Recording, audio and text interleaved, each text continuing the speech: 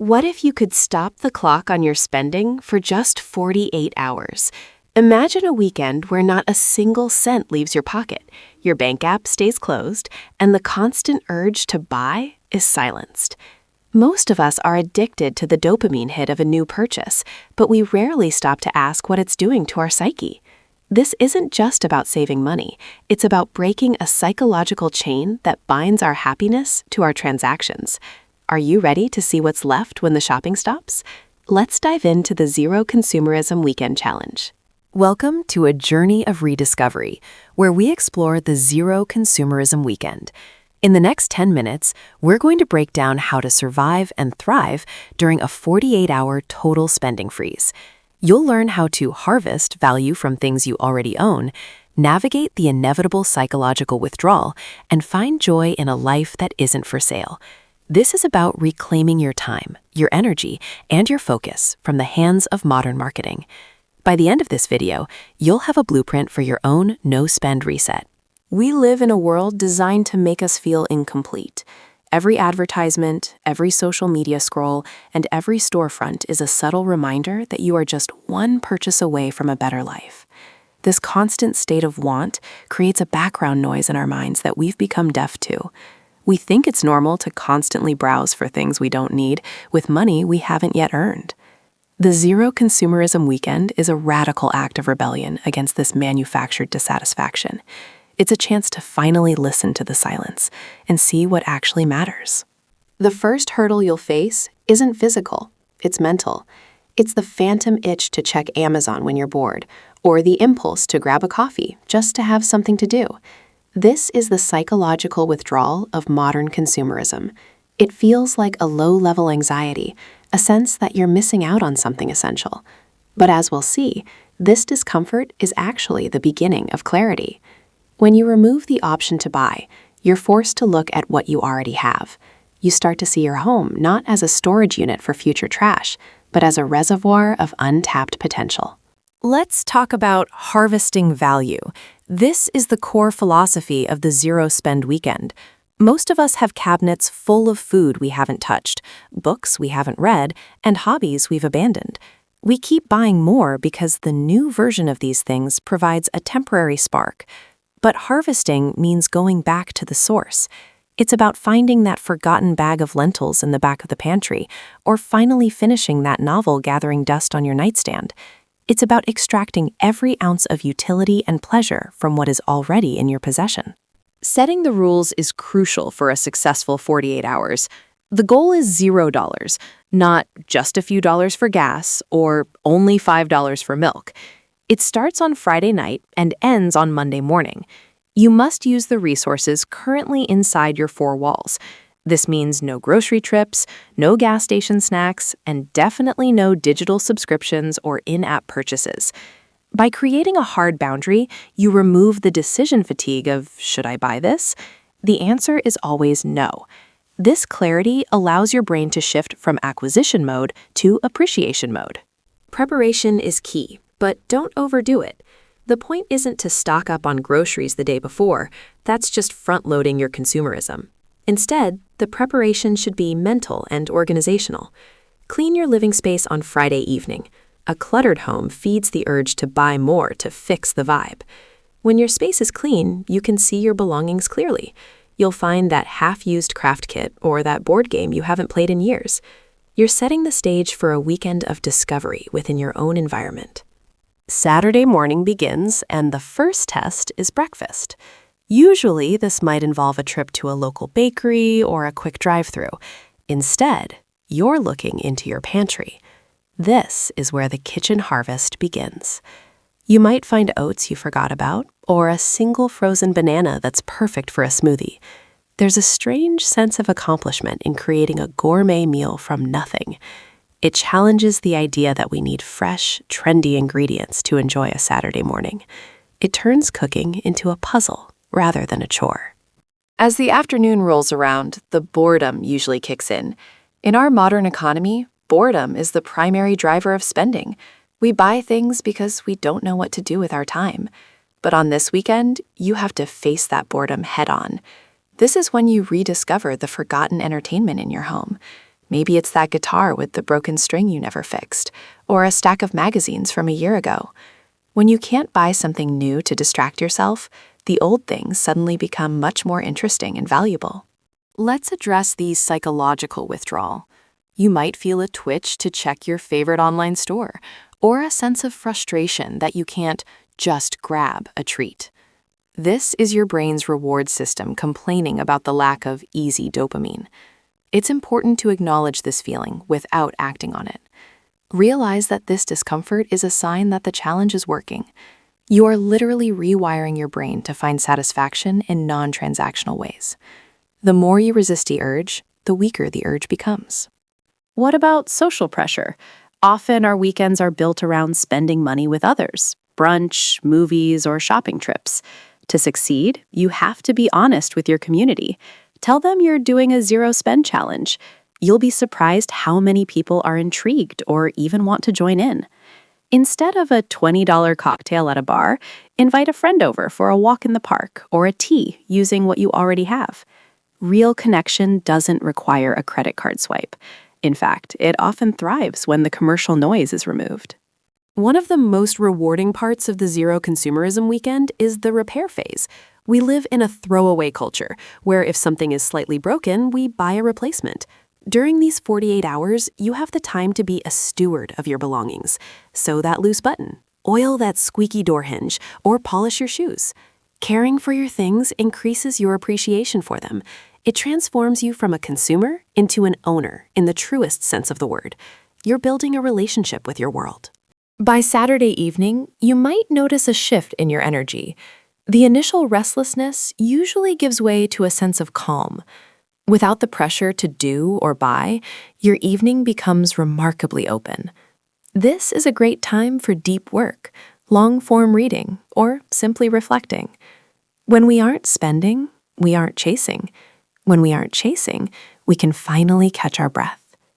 Notice how the lighting in your home feels different when you aren't distracted by the blue light of a shopping app. It's a return to a more natural rhythm of life. Sunday morning brings a new perspective. You've survived 24 hours without spending a dime. The world didn't end and you aren't deprived. In fact, you probably feel lighter. The pantry challenge continues with lunch. Maybe you find that bag of dried chickpeas and make your own hummus. This process of creation, rather than consumption, is deeply satisfying. It reminds you that you are capable and resourceful. You are realizing that many of the things you pay for are actually fancy you can provide for yourself with just a little more time and effort. Let's explore the free value of your neighborhood. During a zero-spend weekend, public parks, libraries, and hiking trails become your playground. We often overlook these resources because they don't have a price tag, and we equate price with quality.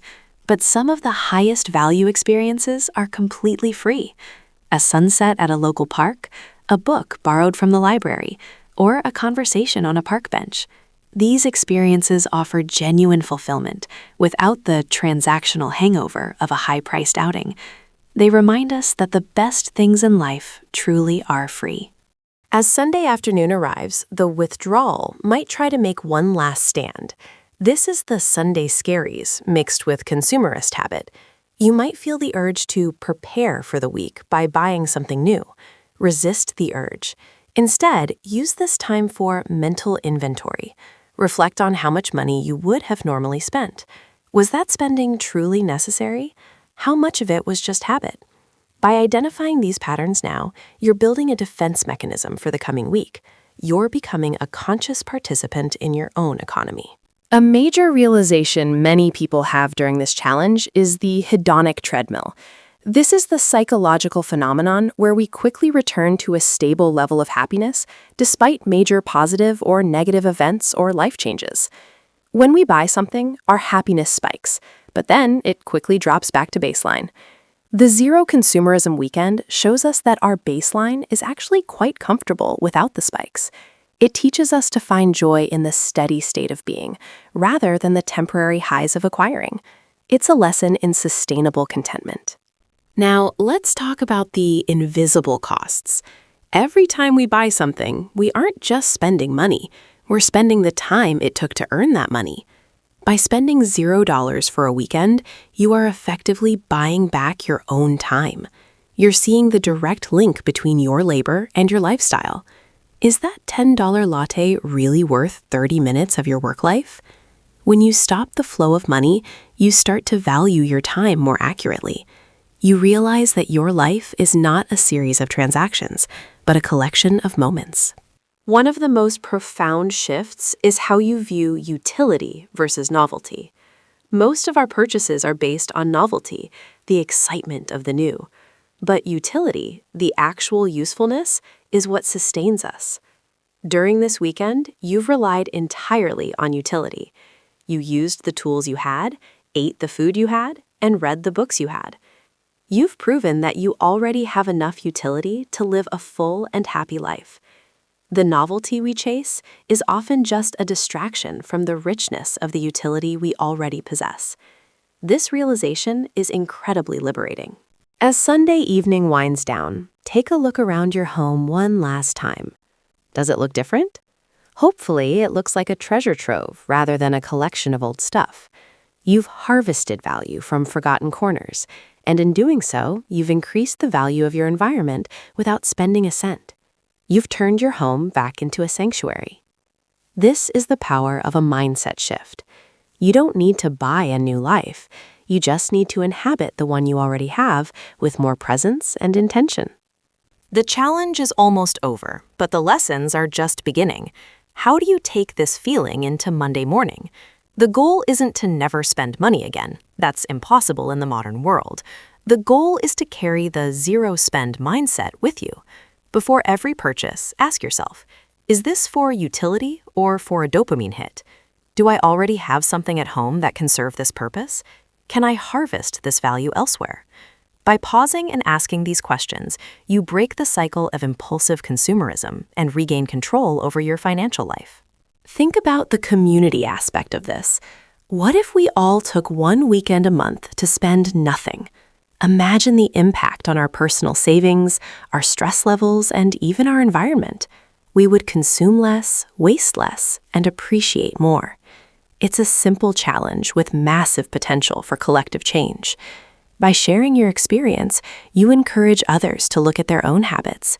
You become part of a movement that values people over products and experiences over stuff. It's a quiet but powerful revolution of the mind. Let's recap the benefits you've gained in just 48 hours. You've saved money, sure, but you've also gained mental clarity, reduced decision fatigue, rediscovered your belongings, and strengthened your creative muscles. You've faced the withdrawal and come out on the other side stronger. You've learned that boredom is an invitation to be creative, not an invitation to shop. These are tools that will serve you for the rest of your life. You've proven to yourself that you are not a slave to the market. You are the master of your own contentment. Often we think of financial freedom as having enough money to buy anything we want. But true financial freedom is realizing you don't actually want most of the things that are for sale. It's the freedom from the desire to consume. When you stop wanting, you start having. You have more time, more focus, and more peace. This weekend was a taste of that freedom. It's a reminder that your worth is not tied to your net worth, and your happiness is not a product you can find in a store. It is something you cultivate within yourself. The psychological withdrawal we talked about, that urge to shop, is a habit, and habits can be broken. Every time you complete a zero-consumerism weekend, you weaken that habit. You're building a frugality muscle that makes it easier to say no to unnecessary spending throughout the month. This isn't about deprivation. It's about prioritization. It's about saying no to the trivial so you can say yes to the essential. It's about building a life that feels good on the inside, not just one that looks good from the outside. As you move forward, try to implement micro-harvesting in your daily life. Before you run out to buy a snack, check the pantry. Before you buy a new book, check your to-be-read pile. These small acts of awareness keep the zero-consumerism spirit alive even when you are spending. It turns the weekend challenge into a lifestyle of mindful stewardship. You'll find that you actually enjoy the things you buy more because you're buying them with intention, rather than out of boredom or habit. your relationship with stuff becomes healthy and balanced. Remember, the goal of this challenge isn't perfection, it's awareness. If you slipped up and spent $1, don't beat yourself up. Just notice the impulse that led to it. What were you feeling? Were you hungry, lonely, or bored? Understanding the why behind our spending is the first step to changing the how. Every zero-spend weekend is an experiment in self-discovery. Each one will be different, and each one will teach you something new about your relationship with the world of goods. Keep experimenting and keep learning. We are part of a community of people who are waking up to the reality of modern consumerism. You are not alone in wanting a simpler, more meaningful life. By choosing to spend $0 for 48 hours, you are joining thousands of others who are reclaiming their power. This challenge is a bridge to a new way of living, one where we are defined by what we create and how we connect, not by what we consume. Thank you for being a part of this journey. The value you've harvested this weekend is yours to keep forever. As we conclude, I want you to take one action. Look at one thing in your room right now that you haven't used in a month. Commit to using it or enjoying it today. That is the start of your harvest. The transition back to a spending world doesn't have to mean a transition back to mindless consumption. Keep that zero-spend energy with you as you navigate the week. You have the power to choose where your resources go. And more importantly, you have the power to choose where your attention goes. Live richly, without spending a dime. Thank you so much for watching and for taking this challenge with us. If you found this perspective on zero-consumerism helpful, please give this video a like and share your own experiences in the comments below. Have you ever tried a no-spend weekend? What was the hardest part for you? Don't forget to like and subscribe for more updates on financial mindset and intentional living. We'll see you in the next video, where we continue to explore how to live a bigger life with a smaller footprint. Stay mindful and stay free.